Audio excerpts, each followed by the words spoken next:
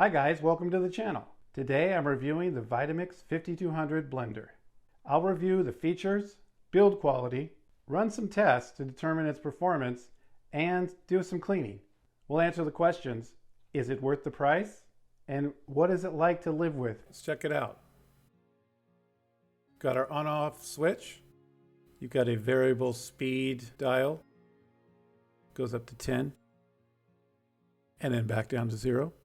And a high switch. High is full speed. Don't ever start that in high unless you want everything to shoot everywhere. Let's look at the base. Got a 4-prong base with a solid metal gear drive. Very sturdy, but also flexible and rubberized, so it dampens a lot of the vibration. The base of the container has a rubberized bottom coupling with a solid metal gear. And then inside you can see it's got a 4-prong blade and a tapered design. It's very thick plastic, feels very durable and washes up very clean.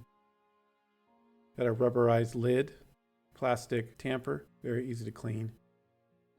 Let's look at the base. We have a cord management system here with flexible tabs, so you could wrap it around for storage. You've got rubberized feet to help with vibration. You also have venting on the sides and the front. Helps keep it cool when it's running. And then when it's on the base, it's very sturdy. Let's look at the back label. Cleveland, Ohio, 120 volt, 50 to 60 hertz, 11.5 amps. Engineered and assembled in the USA.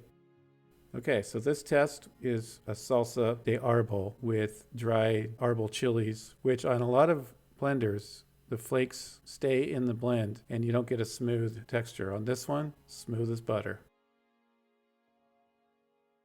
Next up, we've got the blended margarita test. This did amazing. Once you switch it into high, silky smooth ice makes a good blended margarita.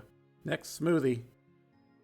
2 cups frozen vegetables, about a half a cup yogurt, some almond butter, some protein powder, some spinach, almond milk. Now the only downside I would say is this thing is very powerful. So if you blend a smoothie too long, it won't stay as cold. So you have to find a balance between cold and everything pureed up.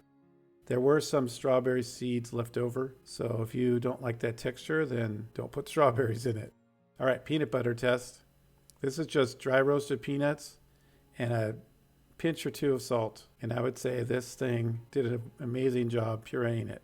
There were no chunks. It was very smooth. Texture was great. We've got homemade 2-ingredient peanut butter. Okay, cleanup time. So we're going to put some water in there, a couple of drops of dish soap, and then what Vitamix says is to run it for 30 seconds. And I find that most of the things we use this for, 30 seconds cleans it all up.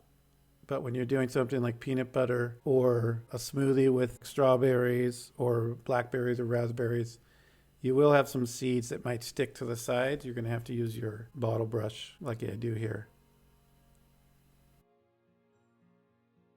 But either way, cleanup is pretty easy. We did some smoothies, salsa de arbol, margaritas, and we made some peanut butter just from nuts. I've used it every week for the last 3 years, and never has this thing even so much as hiccuped. It's easy to maintain, it's easy to clean, it looks great, works great all the time. Expensive? Yes. It's best to wait for it to go on sale. 3 years ago, Vitamix had a sale that was $200 off on the 5200. If you don't want to wait, or you can afford the full price, then what are you waiting for? Go get it. I hope you enjoyed the review. Thanks for watching, and please like and subscribe.